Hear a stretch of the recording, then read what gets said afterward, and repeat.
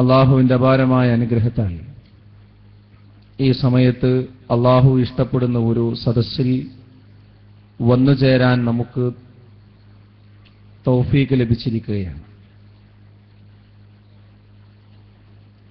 ഈ പരിപാടി ഇവിടെ സംഘടിപ്പിക്കപ്പെട്ടതിൻ്റെ പിന്നിൽ ഈ പ്രദേശത്തുകാർ എത്രത്തോളം താൽപര്യം കാണിച്ചിട്ടുണ്ട്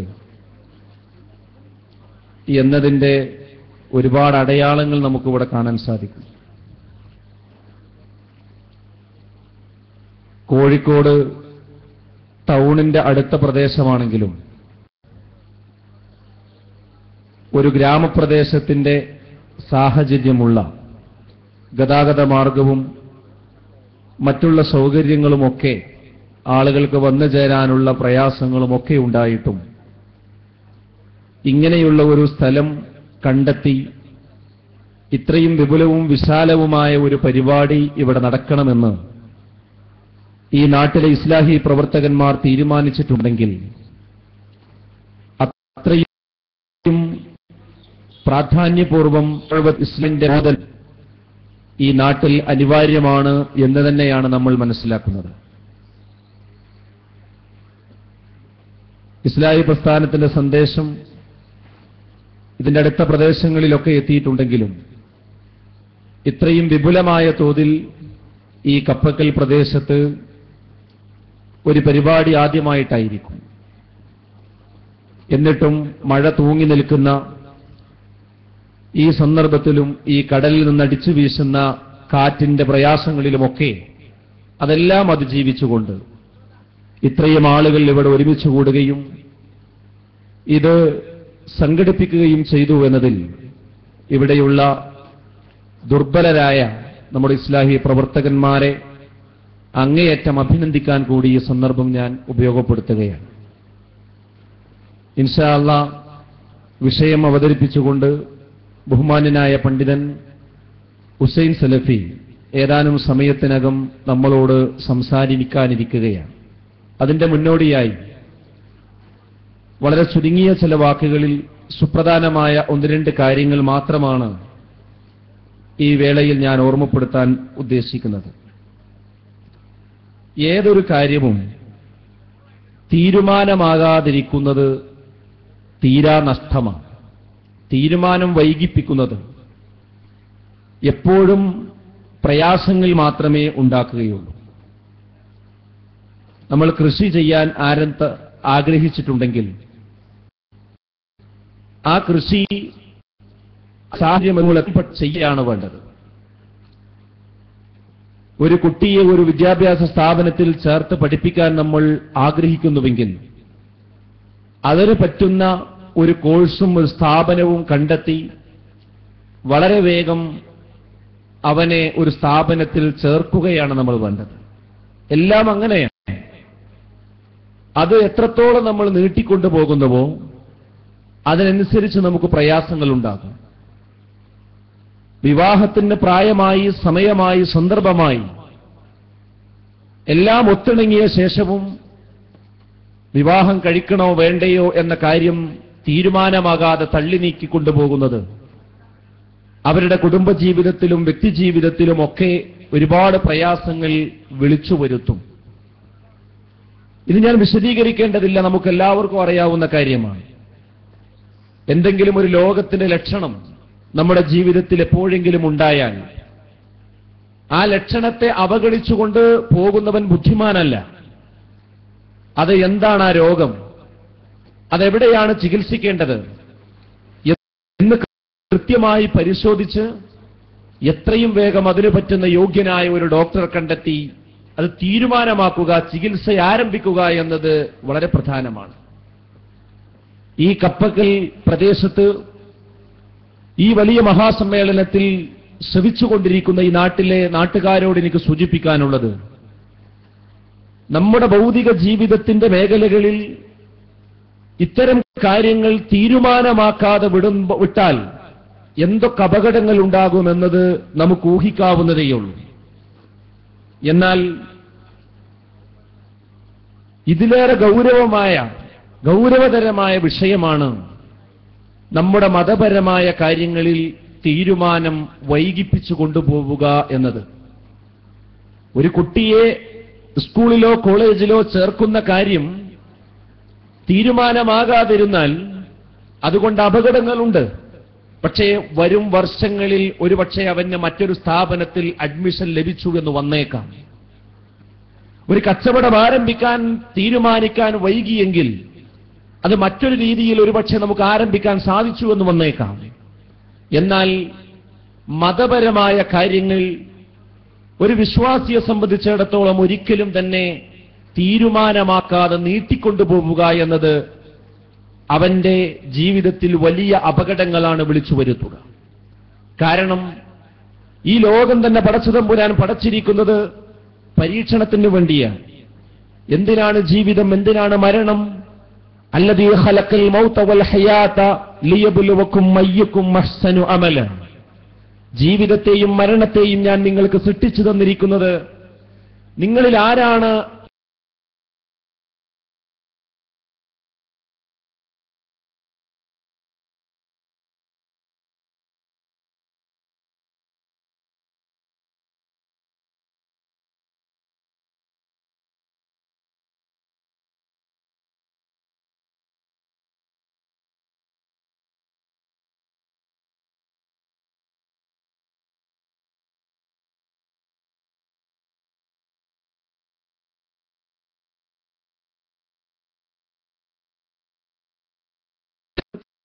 ത്തോളം ഈ ദുനിയാവിൽ അവൻ തീരുമാനിക്കേണ്ട ഏറ്റവും പ്രധാനപ്പെട്ട വിഷയം ഇതാണ്. കാരണം നാം ഇവിടെ ജീവിക്കുന്നില്ല. ഈ പ്രസംഗിക്കുന്ന ഞാനും കേട്ടുകൊണ്ടിരിക്കുന്ന നമ്മൾ ഓരോരുത്തരും ഒന്ന് ആലോചിച്ചു നോക്കിയാൽ നമുക്കറിയാം, ഒരുപാട് പ്രയാസങ്ങൾ നമ്മുടെ വ്യക്തിജീവിതത്തിലും മറ്റു കാര്യങ്ങളിലും ഒക്കെ നമുക്കുണ്ടാവാം. പൂർണ്ണമായ സന്തോഷത്തോടുകൂടി എനിക്ക് യാതൊരു പ്രയാസവുമില്ല എന്ന് പറഞ്ഞ് മുന്നോട്ട് പോകുന്നവർക്ക് അധികം ഉണ്ടാവുകയില്ല. എന്നാൽ നമ്മൾ മനസ്സിലാക്കുന്നു, ഇതല്ല ജീവിതം. യഥാർത്ഥ ജീവിതം വരാനിരിക്കുന്നത് വല്ലാഖിറത്തു ഖൈറു വഅബ്ഖാ, ഏറ്റവും നല്ലതും എന്നും ബാക്കിയുള്ളതും പരലോകമാകുന്നു എന്ന് ഉറച്ച് വിശ്വസിക്കുന്നവരാണ് നമ്മൾ.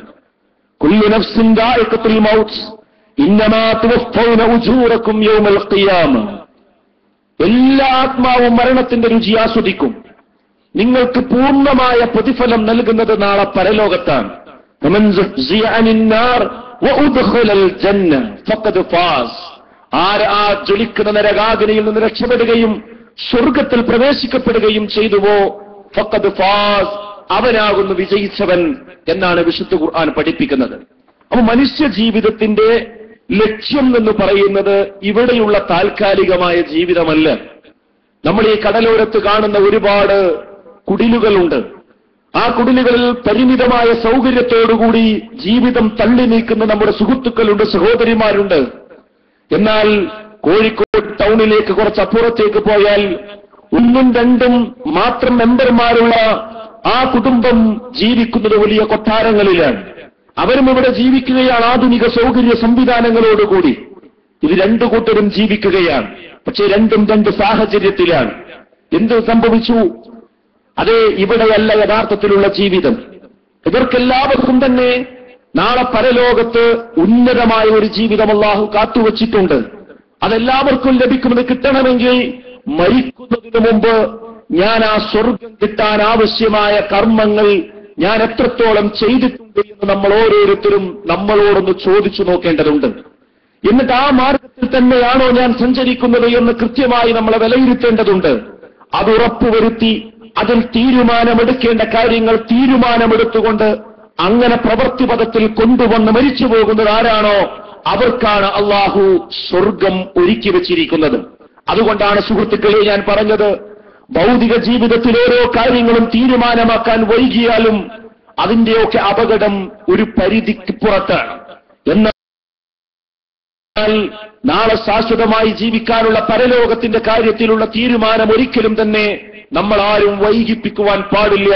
അത് വൈകിപ്പിച്ചാൽ നമ്മുടെ ജീവിതത്തിലെ തീരാ നഷ്ടമായിരിക്കും അത്. പക്ഷേ പല ആളുകളും വിചാരിക്കുന്നത് എന്താ, അതൊക്കെ ഇനി ജീവിച്ചിട്ടല്ലേ മരിക്കുക, ഒരുപാട് കാലുണ്ടല്ലോന്നാ.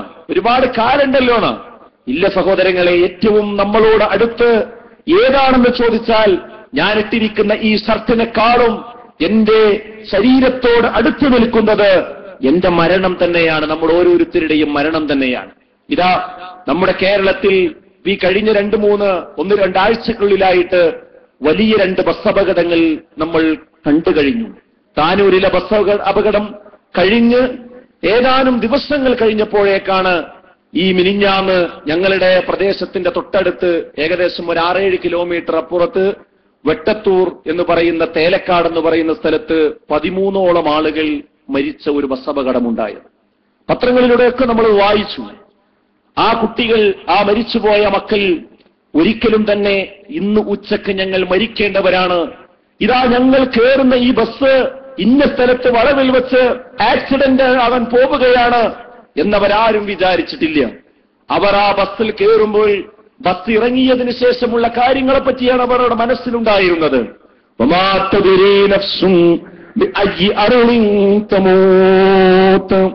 ഏത് ഭൂമിയിൽ എവിടെ വെച്ചാണ് മനുഷ്യൻ മരിക്കുക എന്ന് ഒരാത്മാവിനും അല്ലാഹു അറിയിച്ചു കൊടുത്തിട്ടില്ല, ഒരാൾക്കും പറയാൻ കഴിയില്ല എന്നുള്ളതാണ്.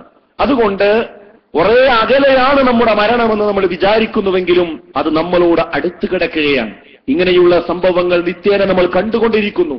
അതുകൊണ്ട് ഈ നാട്ടുകാരോട്, ഇത് കേൾക്കുന്ന ശ്രോതാക്കളോട് മുഴുവൻ എനിക്ക് സൂചിപ്പിക്കാനുള്ളത്, നാം തീരുമാനമാക്കേണ്ടത് മതപരമായ കാര്യങ്ങളെയാണ് ഒന്നാമതായി നമ്മൾ തീരുമാനമാക്കേണ്ടത്.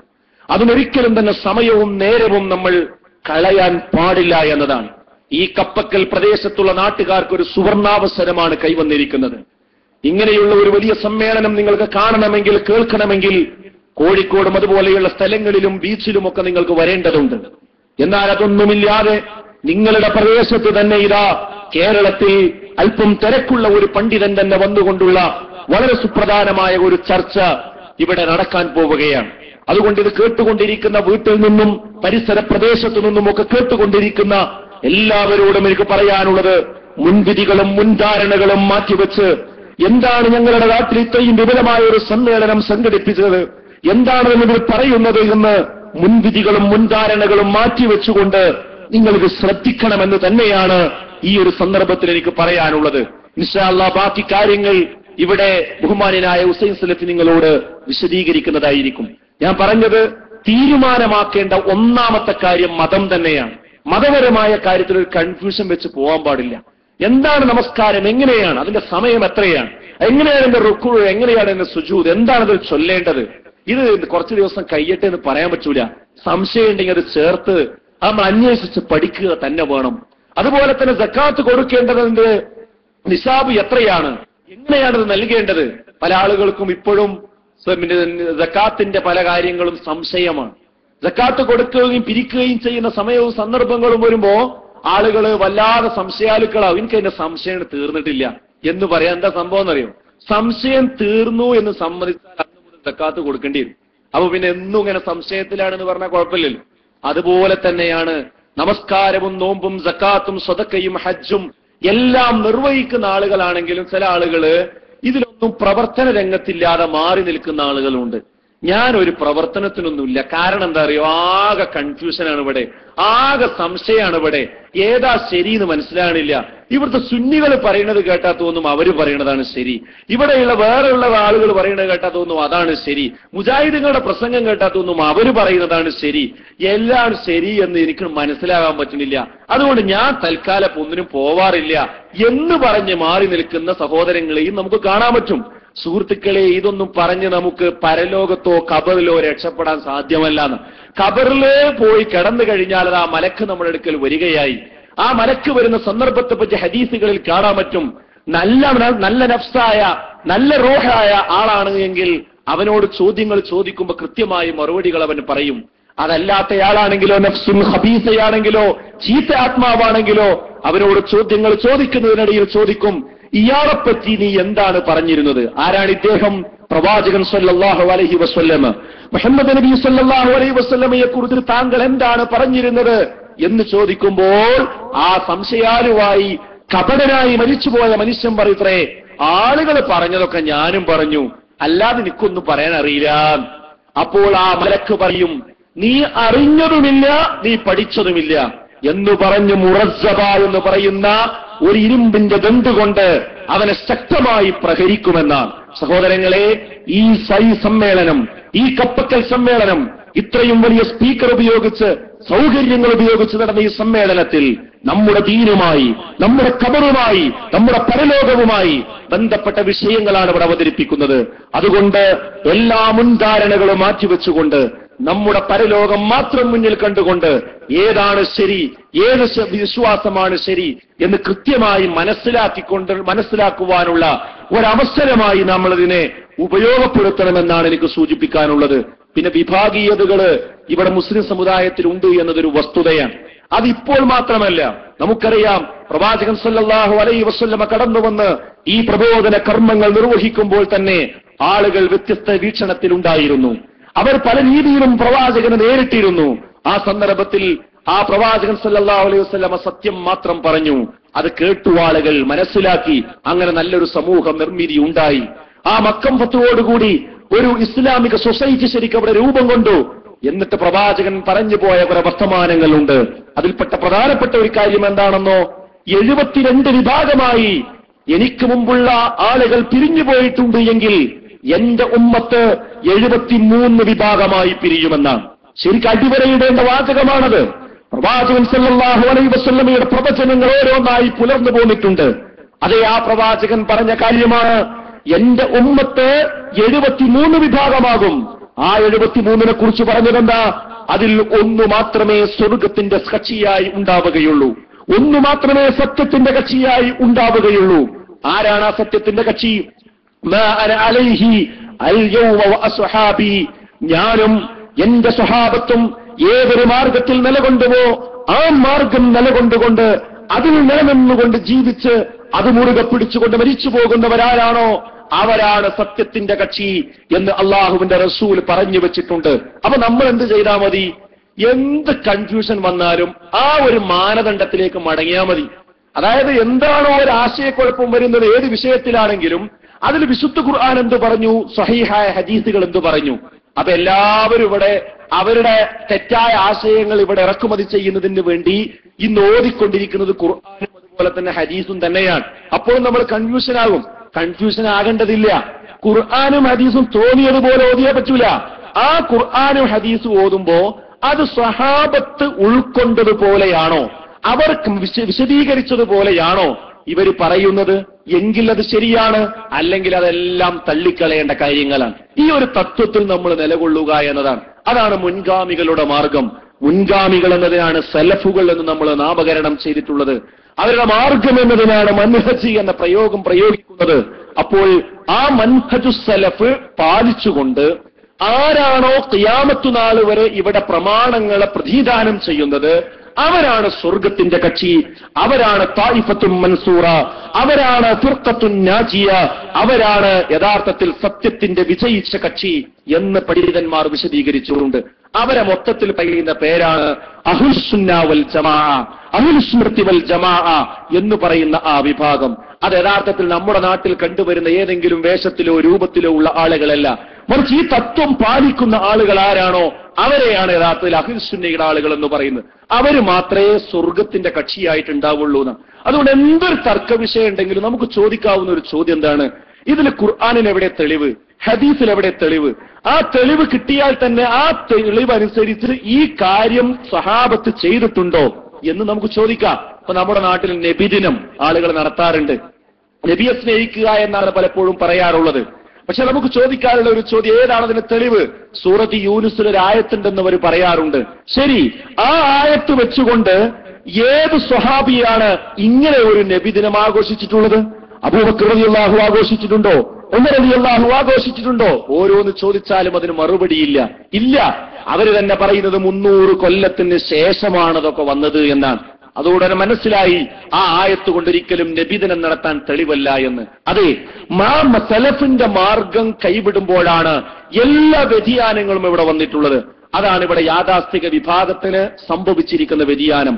അല്ലാഹുവല്ലാത്തവരോട് വിളിച്ചു പ്രാർത്ഥിക്കാൻ ഖുർആനിൽ ആയത്തുണ്ട് എന്ന് പറയുന്ന ആളുകൾക്ക് ഇന്നുവരെ അതിന് സ്വഹാബത്തിന്റെ ഒരു മാതൃകയോ ആ നിലക്കുള്ള തഫ്സീറുകളോ പറയാൻ സാധ്യമായിട്ടില്ല എന്നത് തന്നെയാണ്. അതുപോലെ തന്നെയാണ് മറ്റുള്ള വലിയ വ്യതിയാന കക്ഷികളൊക്കെ. അതുകൊണ്ട് സഹോദരങ്ങളെ, വളരെ ലളിതമാണ് ഈ വിഷയങ്ങൾ. ഏതൊരു തർക്കത്തിലിരിക്കുന്ന കാര്യങ്ങളാണെങ്കിലും അത് ഈ മുൻഗാമികളുടെ മാർഗമനുസരിച്ച് നമ്മൾ ഒന്ന് ശ്രദ്ധിച്ചു നോക്കിയാൽ, പഠിച്ചു നോക്കിയാൽ ഏതാണ് സത്യം, ഏതാണ് ശരിയായ വഴി എന്ന് പെട്ടെന്ന് നമുക്ക് മനസ്സിലാക്കിയെടുക്കാൻ യാതൊരു പ്രയാസവും ഉണ്ടായിരിക്കുകയില്ല എന്നുള്ള കാര്യം ഉറപ്പാണ്. ഈ തത്വം വെച്ചുകൊണ്ട് മുന്നോട്ട് പോകുന്ന ഒരു പ്രസ്ഥാനമാണ് മുജാഹിദ് പ്രസ്ഥാനം എന്ന് പറയുന്നത്. അല്ലാതെ ഇതിവിടെ തട്ടിക്കൂട്ടി ഉണ്ടാക്കിയ, കേരളത്തിൽ ആരെങ്കിലും 4 ആളുകൾ തട്ടിക്കൂട്ടി ഉണ്ടാക്കിയ ഒരു പുതിയ ദീനോ പുതിയൊരു പ്രത്യയശാസ്ത്രമോ അല്ല. ആ പ്രവാചകന്മാർ നിർവഹിച്ചു പോന്ന ആ രീതിയിൽ തന്നെ മുന്നോട്ട് പോകണം എന്നൽപ്പം വാശി പിടിക്കുന്ന ഒരു സംഘം തന്നെയാണ് കേരളത്തിൽ മുജാഹിദ് പ്രസ്ഥാനം. അത് കണ്ട ഈ സലഫുകളുടെ മാർഗം അവലംബിക്കുന്നത് കൊണ്ടാണ് അവർക്ക് സലഫികൾ എന്ന് പേര് വരാനുള്ള കാരണം. അതുപോലെ തന്നെ സമൂഹത്തിൽ അള്ളിപ്പിടിച്ചിരിക്കുന്ന അന്ധവിശ്വാസങ്ങളെയും അനാചാരങ്ങളെയും വിശുദ്ധ ഖുർആനും സ്വഹീഹായ ഹദീസുകളും ഉപയോഗിച്ചുകൊണ്ട് ഇല്ലാതെയാക്കി അതിനെ നന്നാക്കിയെടുക്കുന്ന പ്രവർത്തനം നടത്തുന്നത് കൊണ്ടാണ് ഇസ്ലാഹി പ്രസ്ഥാനം എന്ന് ഇതിന് പേര് വരാനുള്ള കാരണം. ഈ മനസ്സിലാക്കിയ സത്യം, പ്രമാണങ്ങളിൽ നിന്ന് ഉൾക്കൊണ്ട സത്യം, ഏത് പ്രതികൂല സാഹചര്യങ്ങളെയും അതിജീവിച്ചുകൊണ്ട് ആളുകൾക്ക് മുമ്പിൽ ഉറക്കെ പറയുന്ന ആ രംഗത്ത് സമരമുഖം തുറക്കുന്നത് കൊണ്ടാണ് മുജാഹിദുകൾ എന്ന് ഈ പ്രസ്ഥാനത്തിന്റെ പേര് വരാനുള്ള കാരണം. സലഫികൾ എന്നും ഇസ്ലാഹി പ്രസ്ഥാനമെന്നും അതുപോലെ തന്നെ മുജാഹിദുകൾ എന്നുമൊക്കെ ഈ പ്രസ്ഥാനത്തിന് പേര് വിളിക്കുമ്പോൾ അതിന്റെ പിന്നിലൊക്കെ ഒരാശയ തലം നിലനിൽക്കുന്നുണ്ട് എന്ന് നമ്മൾ മനസ്സിലാക്കേണ്ടതുണ്ട്. അതാണ് ഞാൻ സൂചിപ്പിച്ചത്. അഥവാ ഇതേതെങ്കിലും ഒരു കക്ഷിയോ ഗ്രൂപ്പോ ഉണ്ടാക്കി മുസ്ലിം സമുദായത്തിൽ ഒരു ഭിന്നതയുണ്ടാക്കുന്നതിന് വേണ്ടി ഉണ്ടാക്കിയ സംവിധാനമല്ല. മറിച്ച് പ്രവാചകന്മാരും ആ സ്വഹാബത്തും എങ്ങനെ ദീനിനെ ഉൾക്കൊണ്ടുവോ അതുപോലെ ഇത് മുന്നോട്ട് പോകണം എന്ന ഒരു നിർബന്ധ ബുദ്ധി മുജാഹിദ് പ്രസ്ഥാനത്തിനുണ്ട് എന്ന് മാത്രം. മറ്റുള്ളവരങ്ങനെ അല്ലേ? അല്ല. ഇപ്പൊ മംഗലാപുരത്ത് ഒരു സംവാദം നടന്നു. യാഥാസ്ഥിക വിഭാഗവുമായി മുജാഹിദുകൾ ഒരു സംവാദം നടന്നു. ആ സംവാദത്തിൽ അവസാനത്തെ ഒരു ഉദാഹരണമാണ് ഞാൻ പറയുന്നത്. അവരെവിടെ എത്തി നിൽക്കുന്നു? അവർ പറഞ്ഞത് എന്താണ്? ഇഹ്ദിനസ് സിറാത്തൽ മുസ്തഖീം എന്ന് മുഹിയുദ്ദീൻ ശൈഖിനോടും ഒക്കെ ചോദിച്ചാലും കുഴപ്പമില്ല എന്ന് പറയുന്ന ഒരു അവസ്ഥയാണ് അവിടെ പുരോഹിതന്മാർ ചെയ്തിട്ടുള്ളത്. അള്ളാഹുവിനോട് മാത്രം ചോദിക്കേണ്ടത് തങ്ങന്മാരോടും ബീവിമാരോടും ഒക്കെ ചോദിക്കാം. അങ്ങനെ ഖുർആൻ ആയത്ത് പച്ചക്ക് ദുർവ്യാഖ്യാനം ചെയ്യുന്ന വളരെ പരിതാപകരമായ ഒരു സാഹചര്യത്തിലാണുള്ളത്. ഒരിക്കലും അവർ ഈ സലഫിയത്തിന്റെ മാർഗത്തിലല്ല, യഥാർത്ഥ അഹ്ലുസുന്നയുടെ മാർഗത്തിലല്ല എന്ന് നമുക്ക് കൃത്യമായി കാണാൻ പറ്റും. അതുപോലെ തന്നെ ഇവിടെയുള്ള ജമാഅത്തെ ഇസ്ലാമിയുടെ ആളുകളെ സംബന്ധിച്ചിടത്തോളവും തന്നെ ഇന്ന് അവരെത്തി നിൽക്കുന്ന അവരുടെ പ്രവർത്തനങ്ങളും അജണ്ടകളും പരിശോധിച്ചാൽ നമുക്കറിയാൻ കഴിയും ആ സ്വഹാബത്ത് എങ്ങനെയാണോ ദീന് പഠിപ്പിച്ചത് അതിൽ നിന്ന് ഒരുപാട് ദൂരം അവർ അകന്നുപോയിട്ടുണ്ട് എന്നത് ഒരു വസ്തുതയാണ്. വിഷയങ്ങൾ പഠിപ്പിക്കാൻ വരെ അവർക്ക് ഇസ്ലാമിന്റെ അല്ലെങ്കിൽ പ്രവാചകന്മാരുടെ മാതൃകയല്ല അവർ സ്വീകരിക്കുന്നത്. ഇന്നതൊരു രാഷ്ട്രീയ പാർട്ടിയുടെ രൂപമായി പൂർണ്ണമായി തന്നെ മാറിയ ഒരു സാഹചര്യമാണ് അവരുടെ അടുക്കലുള്ളത്. എല്ലാം അള്ളാഹുവിന്റെ റസൂല് ഹറാമാക്കിയ പല കാര്യങ്ങളും അവര് അനായാസം അവരുടെ സദസ്സുകളിൽ നടത്തിക്കൊണ്ടിരിക്കുന്ന വേദനാജനകമായ ഒരവസ്ഥയാണ് ഇന്ന് നമ്മൾ കണ്ടുകൊണ്ടിരിക്കുന്നത്. ഏത് വഴിയും ദീനിന്റെ ദഅവത്തിന് വേണ്ടി അള്ളാഹു ഹറാമാക്കിയ രൂപങ്ങളൊക്കെ സ്വീകരിക്കുന്നതിന് കുഴപ്പമില്ലെന്ന രീതിയാണ് ഈ അടുത്ത് ഫേസ്ബുക്കിൽ ഒരു ചെറിയ ക്ലിപ്പ് കാണാൻ സാധ്യമായി. അപ്പൊ നമസ്കാരം പഠിപ്പിക്കുകയാണ്. എന്താ? ഒരു സ്ത്രീ, ഇസ്ലാമിക വേഷമൊന്നുമില്ലാത്ത, തലയൊന്നും മറക്കാത്ത ഒരു സ്ത്രീ വന്ന് ഒരു പ്രായമുള്ള ഒരാളോട് ഇടവഴിയിൽ വന്ന് ചോദിക്കുകയാണ്, എനിക്കൊരു കാര്യം ചോദിക്കാനുണ്ട്, എന്താ ഇബ്ലീസിനെ കണ്ടിക്കണോ നിങ്ങള്? അപ്പൊ ഇയാള് പറഞ്ഞു, ഇബ്ലീസിനെ ഞാൻ കണ്ടിട്ടില്ലല്ലോ, എന്താ വിഷയം? അല്ല, ഞാൻ ഇബ്ലീസിന് ചോറ് കൊടുക്കാൻ വേണ്ടിയിട്ട് ഞാൻ നേർച്ചയാക്കിയിട്ടുണ്ട്. ഇബ്ലീസിന് ചോറ് കൊടുക്കാൻ വേണ്ടി നേർച്ചയാക്കിയിട്ടുണ്ട്. അപ്പൊ ഇയാൾ പറഞ്ഞു കൊടുത്തു, അന്ന ഒരു മാർഗം പറഞ്ഞുതരാം. ബാങ്ക് കൊടുക്കുമ്പോ പള്ളിക്കൊന്ന് ഇറങ്ങിപ്പോണത് ആരാ? അവനാണ് ഇബ്ലീസ്. അപ്പൊ ഇവള് ബാങ്ക് കൊടുക്കുന്ന സമയത്ത് പള്ളിന്റെ അടുത്ത് പോയി ഇങ്ങനെ നിന്നു. അപ്പൊ ബാങ്ക് കൊടുത്തപ്പോ ഒരാളുടെ അവിടെ നിന്ന് ഇങ്ങനെ ഇറങ്ങി വരുന്നു. അയാൾ കാർ കയറിയപ്പോ അയാളോട് പോയി പറയണത്, നിങ്ങൾ എന്റെ വീട്ടിലൊന്ന് വരുമോ? എന്തേ കാര്യം? കുറച്ച് ചോറ് തരാനാണ്. എന്തിനാ എനിക്ക് ചോറ്? ഞാൻ ഇബ്ലീസിന് ചോറ് കൊടുക്കാതെ നേർച്ച ചെയ്തിക്കണു. പള്ളിക്കൊന്ന് ഇറങ്ങിപ്പോണ ആൾക്കാരാണ് ഇബ്ലീസ് എന്ന് ഒരാൾ പറഞ്ഞിരിക്കണം, അതുകൊണ്ടാണ്. അപ്പൊ ഇയാൾക്ക് നിസ്കരിക്കാൻ തോന്നുകയാണെങ്കിൽ ഒന്നെ പറ്റി ഇബ്ലീസ് എന്ന് പറഞ്ഞല്ലോ, എന്നിട്ട് അയാൾ ഒതുണ്ടാക്കി നിസ്കരിച്ചു എന്നുള്ളതാണ് അതിന്റെ സംഭവം. യഥാർത്ഥ നിസ്കാരം പഠിപ്പിക്കുന്ന രൂപം നോക്കുകയാണ് നിങ്ങൾ. അതായത് അള്ളാഹുവിന് മാത്രമേ നേർച്ചകളും വഴിപാടുകളും അർപ്പിക്കാൻ പാടുള്ളൂ എന്നാണ് ഇസ്ലാമിന്റെ അടിസ്ഥാന തത്വം. തൗഹീദ് അതാണ്. അത് പൊളിച്ചടുക്കിയിട്ടാണ് ഇബ്ലീസിന് ചോറ് കൊടുക്കാൻ നേർച്ചയാക്കാൻ പറ്റും, അത് ചെയ്യാന്നും പറഞ്ഞുകൊണ്ടാണ് എന്തെങ്കിലും നിസ്കാരം പഠിപ്പിക്കുന്നത്. എന്തൊരു കോലത്! ഈ രൂപത്തിൽ തലതിരിഞ്ഞ രീതിയിൽ ദീന് പഠിപ്പിക്കുകയും അതിനിവിടുത്തെ തെറ്റായ മാർഗങ്ങളും രൂപങ്ങളും ഒക്കെ സ്വീകരിച്ച് ഞങ്ങൾ ദീനിന്റെ പ്രബോധകന്മാരാണ്, എന്ന് പറയുന്ന ഒരു വിഭാഗം ഇവിടെ ജീവിച്ചുകൊണ്ടിരിക്കുന്നുണ്ട്. ഇവരൊന്നും ശരിയായ പ്രവാചകന്റെ ആ മാതൃകയിലല്ല പോകുന്നത് എന്ന് ഇത് നമുക്ക് മനസ്സിലാക്കാൻ പറ്റും. മുജാഹിദ് പ്രസ്ഥാനത്തിൽ നിന്ന് ഒരു 10 വർഷം മുമ്പ് പിരിഞ്ഞുപോയ ഒരു വിഭാഗമുണ്ട്. അവരെ മടവൂർ വിഭാഗം എന്ന പേരിലാണ് അറിയപ്പെടുന്നത്. അവരിപ്പോൾ ആളുകളെ പഠിപ്പിച്ചുകൊണ്ടിരിക്കുന്നത് ഖുർആനിന്, വിശുദ്ധ ഖുർആനിന് എതിരായ സ്വഹീഹായ ഹദീസുകളുണ്ട് എന്നാണ്. സ്വഹീഹായ ഹദീസുകളുണ്ട്, ഒരിക്കലും അങ്ങനെ ഉണ്ടാവുകയില്ല. കാരണം ഖുർആനും സ്വഹീഹായ ഹദീസുകളും ഒക്കെ വരുന്ന കേന്ദ്രം അള്ളാഹുവിന്റെ അടുക്കൽ നിന്ന് തന്നെയാണ്. ഒന്ന് മുഅ്ജിസത്താണ്, ഒന്നിന് മുഅ്ജിസത്തല്ല എന്ന് മാത്രമേ വ്യത്യാസമുള്ളൂ. ശറഅ് തീരുമാനിക്കുന്ന കാര്യത്തിൽ രണ്ടും ഒരുപോലെ പരിഗണിക്കപ്പെടണം. പക്ഷെ ഇവര് പറയുന്നത് എന്താ? ഖുർആനിനെതിരായ സ്വഹീഹായ ഹദീസുകളുണ്ട് എന്നാണ്. ഇത് കൃത്യമായ വ്യതിയാനമാണ്. അഥവാ തനിക്ക് പറ്റാത്ത ഹദീസുകളെ മുഴുവനും തള്ളുന്നതിന് വേണ്ടി ഉണ്ടാക്കിയ ഒരു പുതിയ ഫ്രെയിമാണത്. അതെ, അതും സ്വഹാബത്തിന്റെ മാർഗത്തിൽ നിന്ന് അവർ വ്യതിചലിച്ചു പോയി എന്നതിൽ തർക്കിക്കാൻ നമുക്ക് തർക്കിക്കേണ്ടതില്ല. അതുപോലെ തന്നെ നമുക്കറിയാൻ പറ്റും, മുജാഹിദ് പ്രസ്ഥാനത്തിൽ ഒരുപാട് പ്രതിസന്ധികൾ ഇപ്പോൾ നമ്മൾ കേട്ടുകൊണ്ടിരിക്കുന്നുണ്ട്. ആ പ്രതിസന്ധിയുടെയും ആഴങ്ങളിലേക്ക് നമ്മൾ ചെല്ലുമ്പോൾ ഈ പറഞ്ഞ വിഭാഗത്തിലേക്ക് മുജാഹിദ് പ്രസ്ഥാനത്തെ മൊത്തം കൊണ്ടുപോകുവാൻ ഇതിന്റെ നേതൃത്വത്തിലിരിക്കുന്ന ചില ആളുകൾ തന്നെ ശ്രമം നടത്തിയെന്നതാണ് ഇപ്പോഴുണ്ടായ പ്രതിസന്ധിയുടെ പ്രധാനപ്പെട്ട ഒരു കാരണം.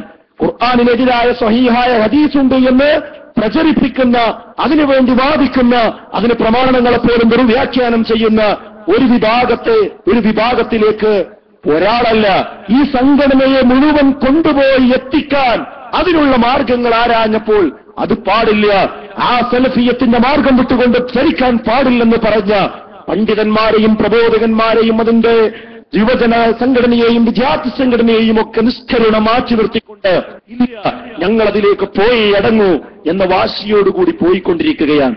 അപ്പോൾ അതും സലഫിയത്ത് വിട്ട ഒരു മാർഗത്തിലൂടെയാണ് സഞ്ചരിച്ചു കൊണ്ടിരിക്കുന്നത് എന്ന് നമുക്ക് കാണാൻ സാധിക്കും. സഹോദരങ്ങളെ, ഇതിൽ നിന്നൊക്കെ വ്യത്യസ്തമായി യഥാർത്ഥ സലഫി മാർഗം മുറുകെ പിടിച്ചുകൊണ്ട് മുന്നോട്ട് പോകുന്ന കൂട്ടായ്മയാണ് യഥാർത്ഥത്തിലുള്ള മുജാഹിദ് പ്രസ്ഥാനം. ആ മുജാഹിദ് പ്രസ്ഥാനമാണ് ഇന്ന് ഈ പരിപാടി ഇവിടെ സംഘടിപ്പിച്ചിരിക്കുന്നത്.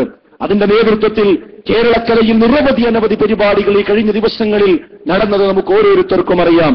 ഏറ്റവും അവസാനം നടന്ന, ഈ കഴിഞ്ഞ ആഴ്ചയിൽ തന്നെ നടന്ന വയനാട്ടിലെ മീനങ്ങാടിയിൽ നടന്ന ഖുർആൻ ഹദീസ് ലേണിംഗ് സ്കൂൾ സംഗമം, ഈ ചരിത്രത്തിൽ ഖുർആൻ ഹദീസ് ലേണിംഗ് സ്കൂളിന്റെ ചരിത്രത്തിൽ തന്നെ ഇത്രയും ഗംഭീരമായ രീതിയിലുള്ള ഒരു പഠന പരിപാടി നടന്നതായി നമുക്കാർക്കും കാണാൻ സാധ്യമല്ല.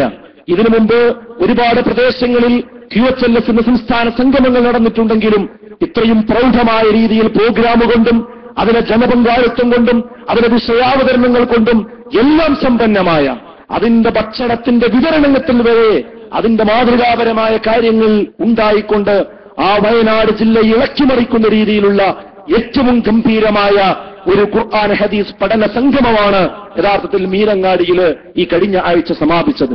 ഇതിൽ നിന്നെല്ലാം മനസ്സിലാക്കാൻ കഴിയുന്നത് മുജാഹിദ് പ്രസ്ഥാനത്തെ ഇല്ലാതെയാക്കുവാനും അതിനൊന്നുമല്ല എന്ന് പറഞ്ഞ് ഒഴിവാക്കുന്നുമല്ല മനസ്സിലാക്കാൻ കഴിയുന്നത് നിന്നോ മുജാഹിദ് പ്രസ്ഥാനത്തെ ഇല്ലാതെയാക്കുവാനും അതിനൊന്നുമല്ല എന്ന് പറഞ്ഞ് ഒഴിവാക്കുവാനും ആരൊക്കെ ഉള്ളിൽ നിന്നോ പുറത്തു നിന്നോ കൂട്ടായിക്കൊണ്ടോ പരിശ്രമിച്ചാലും അവർക്കൊന്നും ഇവിടെ ഒന്നും ചെയ്യാൻ കഴിയില്ല.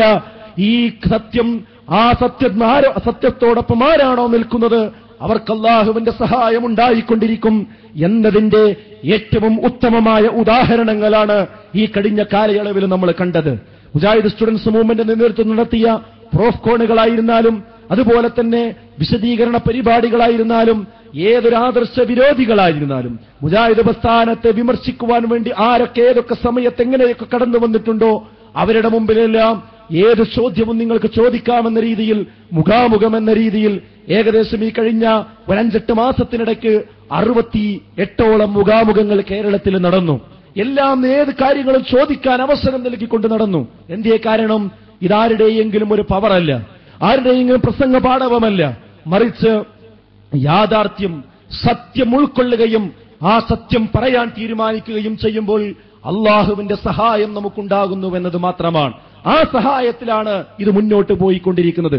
ഈ മഴയത്തും ഇങ്ങനെയുള്ള വലിയ സമ്മേളനങ്ങൾ സംഘടിപ്പിക്കുവാനുള്ള ധൈര്യം, അള്ളാഹുവിലുള്ള വിശ്വാസവും ഈ സത്യത്തെ പടച്ചതമ്പുരാൻ വിജയിപ്പിക്കുമെന്ന വിശ്വാസവും ഒന്നുകൊണ്ട് മാത്രമാണ്. അതുകൊണ്ട് ഞാൻ സമാപിപ്പിക്കുകയാണ്. സഹോദരങ്ങളെ, ഈ കൈത്തിരി കെടാതെ മുന്നോട്ട് നയിക്കുവാൻ നമ്മൾ ഓരോരുത്തരും കടമപ്പെട്ടവരാണ്. വലിയ പ്രതീക്ഷയാണ് ആളുകൾ നമ്മളിൽ അർപ്പിച്ചു കഴിഞ്ഞിട്ടുള്ളത്.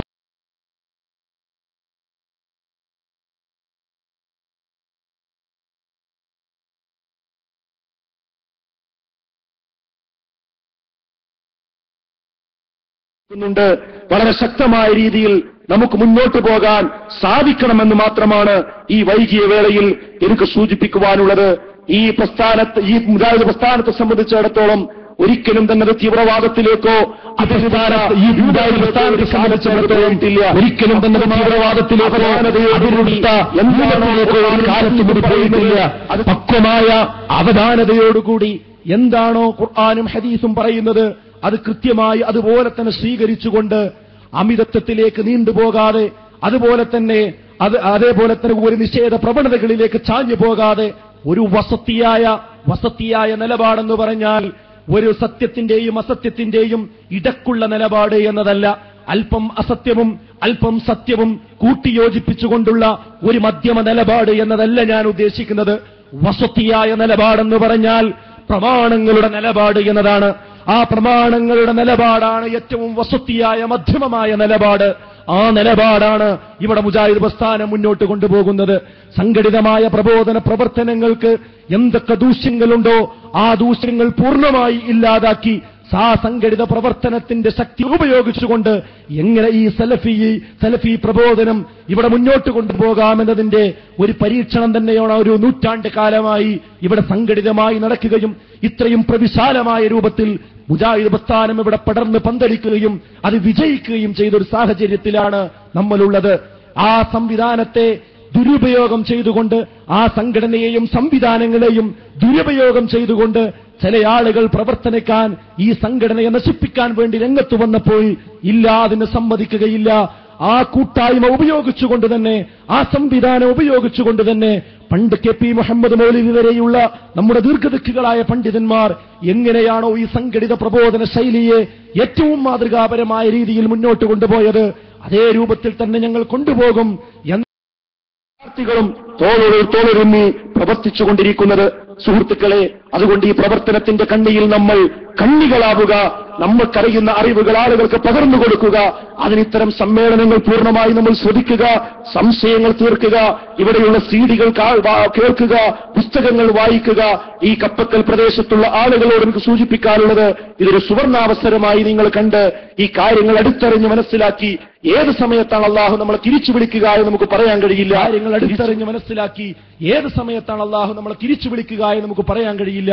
തിരിച്ചു വിളിക്കുന്നതിന് മുമ്പ് പൂർണ്ണമായി ഇസ്ലാമിന്റെ കാര്യങ്ങൾ നമ്മൾ കഴിയുന്നത്ര ക്ലിയർ ചെയ്തുകൊണ്ട് തീരുമാനമാക്കിക്കൊണ്ട് മരിച്ചു പോകാൻ നമുക്ക് കഴിയണം. അതിനെ കേൾക്കാൻ തുറന്ന മനസ്സോടുകൂടി നമുക്ക് സാധിക്കണമെന്ന് മാത്രം ഓർമ്മപ്പെടുത്തുകയാണ്. സുഹൃത്തുക്കളെ, ഇവിടെ ഒരു കാര്യം സൂചിപ്പിക്കുവാനുള്ളത്, ഈ പരിപാടി ഞാൻ സൂചിപ്പിച്ചല്ലോ, ഏതാനും ദുർബലരായ ചില പ്രവർത്തകന്മാരാണ് ഈ പരിപാടി ഇവിടെ സംഘടിപ്പിച്ചിരിക്കുന്നത്.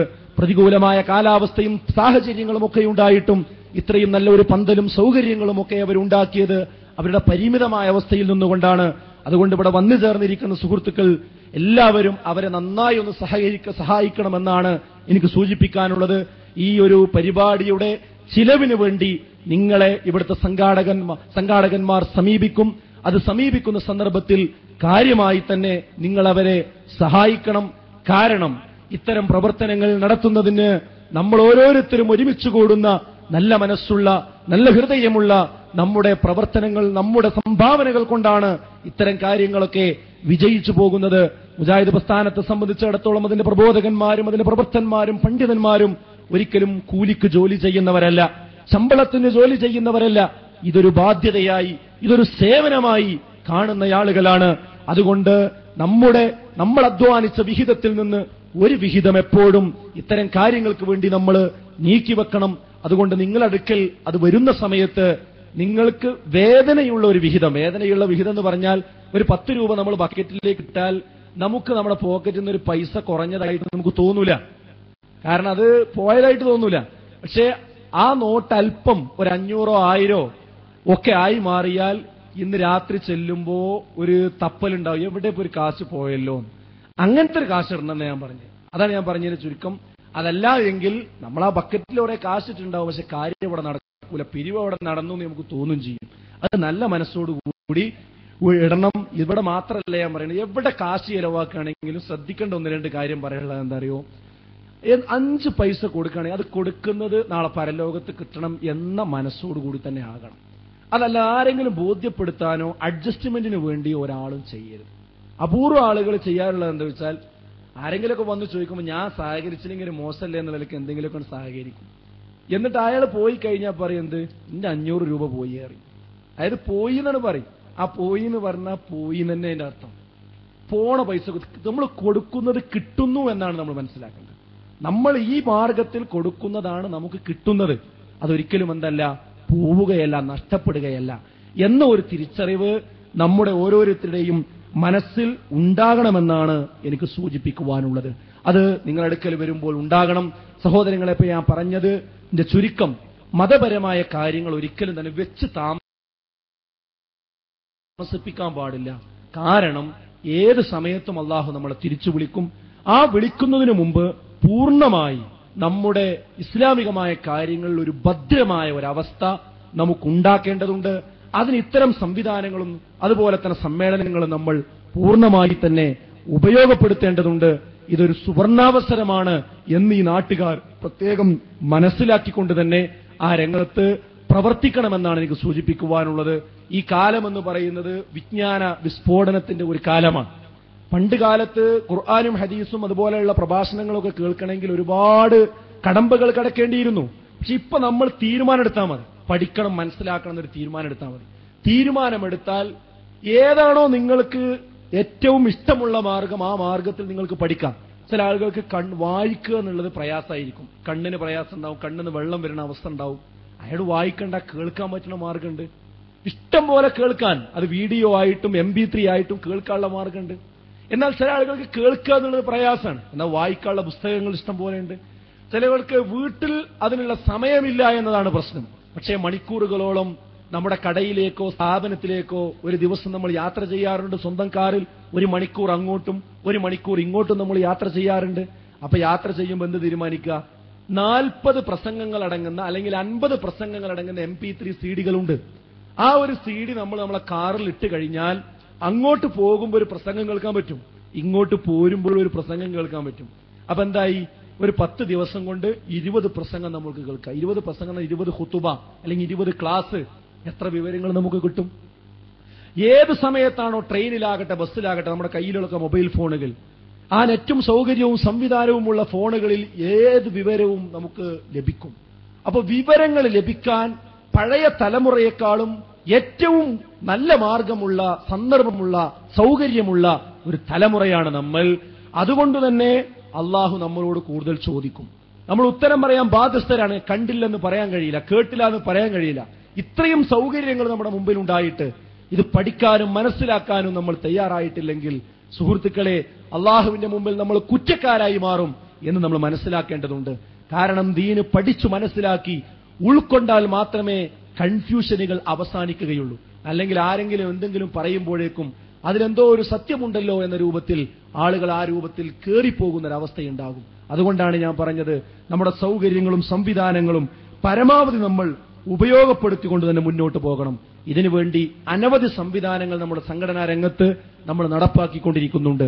അതിലേറ്റവും ഉന്നതമായ ഒരു സംവിധാനമാണ് ജാമിയ അൽ ഹിന്ദ് എന്ന പേരിൽ ഇപ്പോൾ പെരിന്തൽമണ്ണക്കടുത്ത് നമ്മൾ തുടങ്ങി വെച്ചിരിക്കുന്ന നമ്മുടെ സ്ഥാപനം. അതൊരു കേവലം അറബി കോളേജ് അല്ല, മറിച്ച് ഖുർആനും സുന്നത്തും ആ സലഫുകളുടെ മാർഗം അവലംബിച്ചുകൊണ്ട് പഠിക്കാനും പകർത്താനും അതാളുകളെ പഠിപ്പിക്കാൻ പറ്റുന്ന നല്ല പണ്ഡിതന്മാരെ വാർത്തെടുക്കുന്നതിനു വേണ്ടി രൂപകൽപ്പന നടത്തിയിട്ടുള്ള ഒരു വലിയ സംരംഭമാണ്. ഇപ്പോൾ അത് താൽക്കാലികമായി തുടങ്ങിക്കഴിഞ്ഞു. അതിന്റെ മറ്റു പ്രവർത്തനങ്ങളുമായി നമ്മൾ മുന്നോട്ട് പോയിക്കൊണ്ടിരിക്കുകയാണ്. ഞാൻ പറയുന്നത് ഇതൊരു പ്രസംഗത്തിൽ അവസാനിപ്പിക്കുകയല്ല, ഒരെഴുത്തിൽ അവസാനിപ്പിക്കുകയല്ല. പ്രായോഗികമായ പദ്ധതികൾ നമ്മൾ മുന്നോട്ട് വെച്ചിട്ടുണ്ട്. അതിന്റെ പ്രകടമായ മാർഗമാണ് ഒന്ന് ജാമിയ അൽ ഹിന്ദ് എന്ന സ്ഥാപനം. അൽഹംദുലില്ലാ, അത് തുടങ്ങിക്കഴിഞ്ഞു. ഈ അറബി കോളേജുകളിലെ മിക്കവാറും അറബി കോളേജുകളിലെല്ലാം അഡ്മിഷൻ പ്രയാസത്തിലായി നിൽക്കുന്ന സമയത്താണ് എവിടെയാണ് നിങ്ങളുടെ കോളേജ് തുടങ്ങുന്നതെന്ന് ചോദിക്കുമ്പോൾ ഇതാ ഇന്ന സ്ഥലത്താണെന്ന് മറുപടി പറയാൻ പോലും കഴിയാത്തൊരു സാഹചര്യത്തിൽ കടപ്പുറം സമ്മേളനത്തിൽ വെച്ചുകൊണ്ട് നമ്മൾ പ്രഖ്യാപിച്ചു ഇങ്ങനെ ഒരു കോളേജ് തുടങ്ങാൻ ഉദ്ദേശിക്കുന്നുള്ളൊരു അനൗൺസ്മെന്റ് മാത്രം. അത് മലപ്പുറം ജില്ലയിലായിരിക്കുമെന്ന് മാത്രമേ പറഞ്ഞതുള്ളൂ. ഇന്ന സ്ഥലത്തെന്ന് പറയാൻ സാധിക്കാതിരുന്നത് ഏതാണ് സ്ഥലമെന്ന് നിശ്ചയിക്കാൻ ആ സമയത്ത് കഴിയാത്തത് കൊണ്ട് തന്നെയായിരുന്നു. പക്ഷേ ആളുകൾ അതൊന്നും ചോദിച്ചില്ല.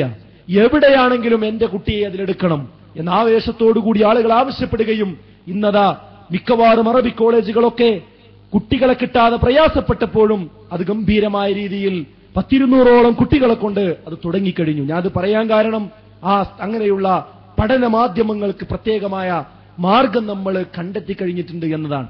അതേപോലെ തന്നെ ഖുർആൻ ഹദീസ് ലേണിംഗ് സ്കൂൾ QHLS എന്ന് പറയുന്ന സംവിധാനം ഇവിടെ ഒത്തുകൂടിയിരിക്കുന്ന ഓരോരുത്തരോടും എനിക്ക് പറയാനുള്ളത്, മീനങ്ങാടിയിൽ നമ്മൾ കണ്ടു, ആ കണ്ട പഠിതാക്കളും പ്രവർത്തകന്മാരും ഇപ്പോഴതാ ഒരുപാട് പ്രദേശങ്ങളിൽ അതിന്റെ ശാഖകൾ, അതിന്റെ ബ്രാഞ്ചുകൾ ഇപ്പോൾ രൂപീകരിച്ചുകൊണ്ടിരിക്കുന്നുണ്ട്. നിങ്ങളുടെ പ്രദേശത്ത് QHLSന്റെ ക്ലാസുകൾ ആരംഭിച്ചിട്ടില്ലെങ്കിൽ അത് ആരംഭിക്കുവാൻ, അത് തുടങ്ങുവാൻ, അതിന് പണ്ഡിതന്മാരെ ക്ഷണിക്കാനും, അതിന് ലഘുലേഖ പ്രിന്റ് ചെയ്തുകൊണ്ട് വീടുകളിൽ പോയി ആളുകളെ ക്ഷണിക്കാനും, അങ്ങനെ ആഴ്ചയിൽ 1 മണിക്കൂർ കുടുംബസമേതം ആ ക്ലാസ്സിൽ ആരാണോ ലഘുലേഖ വിതരണം ചെയ്തത് അവനും അവന്റെ കുടുംബവും ഒന്നാമതായി അതിലിരിക്കണം. അങ്ങനെ ഓരോരുത്തരും അതിലിരുന്ന് ദീനിയായി പഠിക്കാനുള്ള ആ QHLS എന്ന് പറയുന്ന സംവിധാനത്തെ ഇല്ലാത്ത സ്ഥലങ്ങളിൽ ഉണ്ടാക്കുവാനുള്ള ഒരു ശ്രമം ഈ സമ്മേളനം കഴിയുമ്പോൾ നിങ്ങളുടെ മനസ്സിലുണ്ടാകണമെന്നതാണ്. അതോടൊപ്പം തന്നെ മാസത്തിൽ ഒരിക്കൽ പ്രത്യേകമായ ടൗണുകളിലും കേന്ദ്രീകരിച്ചുകൊണ്ട് ഓഡിറ്റോറിയങ്ങൾ കണ്ടെത്തിക്കൊണ്ട് നടത്തുന്ന പരിപാടിയാണ് ISMന്റെ കീഴിലുള്ള വിജ്ഞാനവേദി എന്ന് പറയുന്ന പ്രത്യേക പഠന പരിപാടി. ആ വിജ്ഞാനവേദി ഓരോ വിഷയങ്ങൾ വെച്ചുകൊണ്ട് വിഷയാധിഷ്ഠിതമായ ആളുകൾക്ക് കാര്യങ്ങൾ പഠിപ്പിക്കുന്നതിന് വേണ്ടി പൊതുജനങ്ങൾക്ക് കൂടി ഗ്രാസ്പ് ചെയ്യാൻ പറ്റുന്ന രീതിയിലുള്ള പഠന പരിപാടിയാണ്. അതുപോലെ മദ്രസ വിദ്യാഭ്യാസം കഴിഞ്ഞ വിദ്യാർത്ഥികളാണ് ഇന്ന് ഏറ്റവും കൂടുതൽ പ്രയാസം അനുഭവിക്കുന്നത്. നമുക്കറിയാം, ഇന്ന് യുവാക്കൾ ലഹരിയിലാണ്, മദ്യത്തിലാണ്, അതുപോലെയുള്ള അസാൻമാർഗിക പ്രവർത്തനങ്ങളിലാണ്. സ്ത്രീ പീഡനത്തിന്റെ കണക്കുകൾ ഇന്ന് സ്റ്റേറ്റ് ബ്യൂറോവും റെക്കോർഡ് ബ്യൂറോയും അതുപോലെ തന്നെ നാഷണൽ റെക്കോർഡ് ബ്യൂറോയും ഒക്കെ നടത്തിയ കണക്കുകൾ പ്രകാരം കേരളം 2ാം സ്ഥാനത്ത് നിൽക്കുന്നുവെന്നാണ്. സ്ത്രീ പീഡനത്തിന്റെ വിഷയത്തിൽ, പീഡിപ്പിക്കപ്പെടുന്ന വിഷയത്തിൽ ആസാമാണ് 1ാം സ്ഥാനത്തെങ്കിൽ കേരളം 2ാം സ്ഥാനത്ത് നിൽക്കുന്നു. നമ്മൾ നാണിച്ചു പോവുകയാണ്. പ്രബുദ്ധതയുള്ള വിദ്യാഭ്യാസമുള്ള കേരളം എന്തുകൊണ്ട് ഇത് 2ാം സ്ഥാനത്ത് എത്തിപ്പെട്ടു എന്ന ചോദ്യത്തിന് നമ്മൾ എല്ലാവരും മറുപടി പറയേണ്ടതുണ്ട്. അതേ 25-30 വയസ്സ് പ്രായമുള്ള യുവാക്കളും ചെറുപ്പക്കാരികളും ചിന്തിച്ചിരുന്ന കാര്യങ്ങൾ ഇന്ന് 15 വയസ്സുകാരൻ ചിന്തിച്ചുകൊണ്ടിരിക്കുന്ന ഒരു സാഹചര്യത്തിലൂടെയാണ് നമ്മൾ കടന്നു പോകുന്നത്. മദ്യത്തിനടിമയാകുന്ന കുട്ടികളുടെ പ്രായം 12 വയസ്സിലും താഴ്ന്നു വന്നിരിക്കുന്നുവെന്ന് പറയുമ്പോൾ 9ാമത്തെ വയസ്സിൽ അവർ മദ്യം രുചിച്ചു തുടങ്ങേണ്ട ഒരു സാഹചര്യമാണ്. ഈ കാലഘട്ടത്തിൽ എന്താണ് ആ കുട്ടികൾക്ക് തിരിച്ചുപിടിക്കാനുള്ള മാർഗം? അവിടെയാണ് MSM നടത്തിക്കൊണ്ടിരിക്കുന്ന കണ്ടിന്യൂയിങ് റിലീജിയസ് എഡ്യൂക്കേഷൻ അഥവാ CRE എന്ന പേരിലുള്ള പ്രത്യേകമായ പഠന പരിപാടികൾ. നിങ്ങളുടെ മക്കൾ അത്തരം ക്ലാസുകളിലേക്ക് പോകുന്നുണ്ടോ? ഇല്ല എങ്കിൽ ഈ ശബ്ദം കേൾക്കുന്ന രക്ഷിതാക്കൾ അത്തരം ക്ലാസുകളിലേക്ക് നമ്മുടെ കുട്ടികളെ എത്തിക്കേണ്ടതുണ്ട് എന്നാണ് എനിക്ക് സൂചിപ്പിക്കാനുള്ളത്. അതുപോലെയുള്ള കണ്ടിന്യൂയിങ് റിലീജിയസ് എഡ്യൂക്കേഷൻ വിജ്ഞാനവേദികൾ, ഖുർആൻ ഹദീസ് ലേണിംഗ് സ്കൂൾ, അതോടൊപ്പം തന്നെ പ്രമുഖരായ സലഫി പണ്ഡിതന്മാരുടെ കിതാബുകൾ കേന്ദ്രീകരിച്ചുകൊണ്ടുള്ള മജ്ലിസുൽ ഉൽമുകൾ, ഇതെല്ലാം തന്നെ വിജ്ഞാന വിസ്ഫോടനത്തിന് വേണ്ടി, വിജ്ഞാനം ആളുകൾക്ക് സാധാരണക്കാർക്ക് നൽകുന്നതിന് വേണ്ടി നമ്മൾ സംവിധാനിച്ചിരിക്കുന്ന സംവിധാനങ്ങളാണ്. എന്നാൽ ഈ സംവിധാനങ്ങളൊന്നും വിജ്ഞാനം നുകരുന്നതല്ല. വിജ്ഞാനമാകണമെങ്കിൽ എവിടെയെങ്കിലും നാടുകളിൽ പോയി ഒരു പണ്ഡിതന്റെ അടുക്കൽ പോയി അവിടെ താമസിച്ച് പഠിച്ച് അങ്ങനെ വന്നാൽ മാത്രമേ ഇസ്ലാമിക വിജ്ഞാനമാവുകയുള്ളൂ. നാട്ടിൽ നടക്കുന്ന QHLS ആണെങ്കിലും വിജ്ഞാനവേദിയാണെങ്കിലും അതുപോലെയുള്ള പഠന പരിപാടികളാണെങ്കിലും അതൊന്നും ഒരു ഇസ്ലാമിക പഠനമാവുകയില്ല എന്ന ഒരു ധാരണയോടുകൂടി ഇതിനെയൊക്കെ ചെറുതാക്കി കണ്ടുകൊണ്ട് ഒരു 10 വർഷം മുമ്പ് സംഘടന വേണ്ട എന്ന് പറഞ്ഞു പോയ ഒരു വ്യക്തിയും അദ്ദേഹത്തെ ചുറ്റിപ്പറ്റിയിരുന്ന ചില ആളുകളും അങ്ങനെയുള്ള പ്രചാരണങ്ങളും നടത്തുന്നുണ്ട്. അവരും നന്മയല്ല ഉദ്ദേശിക്കുന്നത് എന്ന് നമ്മൾ മനസ്സിലാക്കേണ്ടതുണ്ട്. ഒരിക്കലും തന്നെ ഖുർആനും സുന്നത്തും സഹീഹായ ആ കൃത്യമായ മാർഗത്തിൽ സംവിധാനിച്ച് നമ്മൾ നടത്തിക്കൊണ്ടിരിക്കുന്ന ഈ പഠന പരിപാടികൾ അതിനെ ചെറുതാക്കി കാണിക്കുന്നത് ഒരിക്കലും നന്മ ഉദ്ദേശിച്ചുകൊണ്ടല്ല എന്ന് നമ്മൾ തിരിച്ചറിഞ്ഞുകൊണ്ട് ആ വെല്ലുവിളികൾ കൂടി മനസ്സിലാക്കിക്കൊണ്ടുള്ള നേരായ വഴിയിൽ നേർക്കുനേരെ മുന്നോട്ട് പോകുവാനുള്ള കരുത്തും കഴിവും കാര്യബോധവും ഉൾക്കാഴ്ചയും ദീർഘവീക്ഷണവും നമുക്കുണ്ടാകണമെന്ന് മാത്രം സൂചിപ്പിക്കുകയാണ്. ഞാൻ എന്റെ വാക്കുകൾ അവസാനിപ്പിക്കുന്നു. ഇവിടെ പ്രഭാഷണം നിങ്ങൾക്ക് ശ്രദ്ധിച്ച് കേൾക്കുകയും നമ്മുടെ പരലോകത്തിന്റെ എല്ലാവർക്കും അവരുടെ നിയത്തിനനുസരിച്ചുള്ള പ്രതിഫലം അല്ലാഹു നൽകുമാറാകട്ടെ. നമ്മെ ഈമാനോടുകൂടി അല്ലാഹു മരിപ്പിക്കുമാറാകട്ടെ. റബ്ബനാ ആതിനാ ഫിദ്ദുനിയാ ഹസനതൻ വഫിൽ ആഖിറതി ഹസനതൻ വഖിനാ അദാബന്നാർ. ആമീൻ യാ അർഹമർ റഹീമീൻ. അസ്സലാമു അലൈക്കും വറഹ്മത്തുള്ളാഹി.